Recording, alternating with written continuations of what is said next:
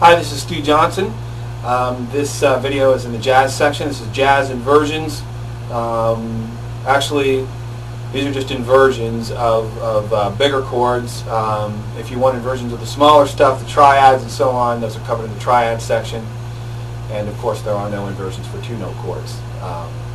Actually, there's one. Boom, there you go. Just put the other note on the bottom and the note that you played on the bottom before on the top. At any rate, I wanted to go ahead and get started. The first grouping is a 7 chord, and everybody knows that the movable 7s are in two different types of positions. The first type we're going to basically for this video series or section, we're going to cover 7s. We're going to cover major 7s. We're going to cover 6s. And essentially those and minor 7s as well, and minor 6s and all that stuff. We're gonna do it all. Take it again. Shit. Hi, this is Stu Johnson. This video series deals with inversions of closed chords, and closed chords are basically chords that look like this. And be sure to download the supplemental PDF for this video series so you can get a better clarification on where your fingers go and what they mean. I'm using my hand, I'm not using my pick. My thumb is going to be picking the bottom notes, and then I've got my fingers just sort of flitting away at the rest of the chord. Not a real stickler for picking, so and you shouldn't be either. Some people like to use a finger, some people like to use a pick. It's all about having fun. Of course, this isn't Juilliard. Okay, so let's go ahead and start down here in the 3rd fret. This is a 7th chord, and this is the first inversion. The 1 is on the bottom, the flat 7's in the middle. I shouldn't say in the middle, is the next on the list. So 1, flat 7, 3, and then 5. So altogether we get the 7th chord. This is the first inversion. Its tonic is on the E string. And as you can see by the diagrams, the tonic has been highlighted and pointed to as the 1. So you can move this. This is a G7, G sharp 7, A7, A sharp 7, B, C, and so on and so forth. Very handy dandy little chord. It's handy not only because it can be played anywhere like that and moved around, it's movable, but it's also handy because the notes in it can be manipulated and moved around very easily. For instance, if I wanted to play a suspended 7, I would simply move my pinky finger forward, which gives it sort of a kind of a cool jazz Steely Dan type of tone. So anyway, for those of you out there who don't like Steely Dan, we'll go ahead and go to the next inversion. So the first chord is, for the first inversion, the root position, looks like this. Now the first inversion, there's going to be 4 inversions for this chord because it contains 4 notes. Just like there's 3 inversions for chords that contain 3 notes, and of course 2 inversions for those nasty little 2-note chords that we've got been talking about. So 1 is here, so we're going to do 2 whole steps to the 3rd. The second inversion for a 7 chord looks like this, and this one's probably the toughest one, and it's on the same set of strings. So you've got the 3 on the bottom, the 1,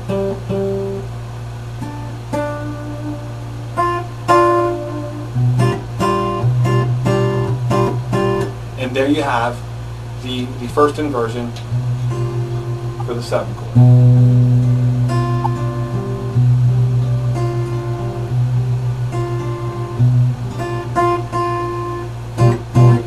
So the 7's on the bottom and the 5, and there you go.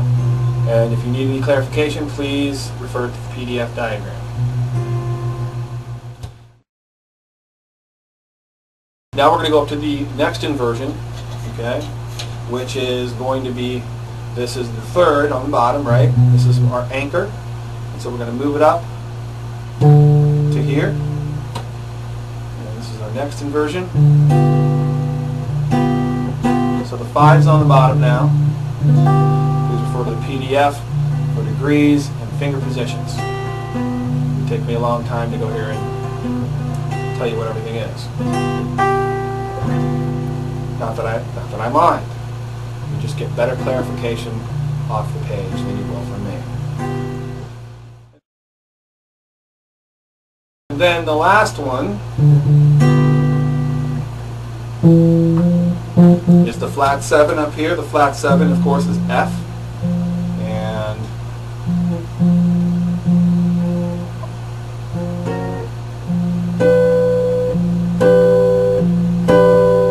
it looks like, well, you can't really see it too well. Once again, refer to the diagram.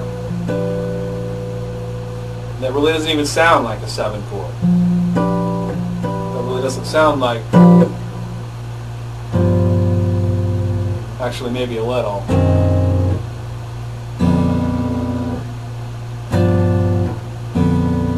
A little. But the last inversion with the flat 7 on the bottom is probably the weirdest of the bunch, and it's hard to kind of discern what's going on there. It's a good passing chord to use.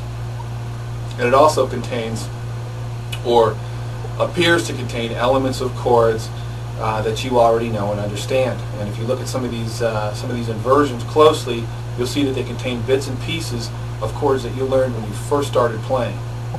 And I'll be more than happy to point those out to you. If you would request a video, that'd be great. We do have in your user profile, we do have a link for customer feedback. Please tell us your ideas. Give us some idea of what we need to do to improve our series. We're always listening to your opinions, so please use that.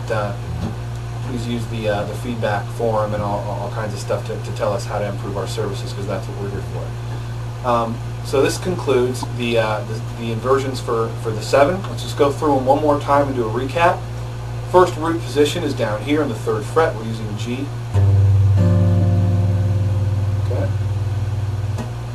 And these inversions are utilizing the E string, the D string, the G string, and the B string. Okay? And then the first inversion is here. Okay?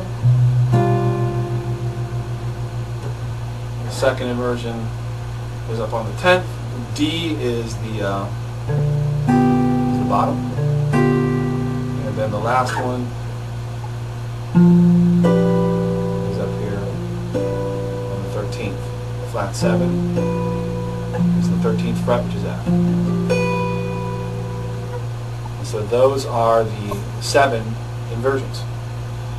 And next, we're going to be doing the major 7 inversions on the E, the D, the G, the B strings. Thanks for watching. See you in the next inversion.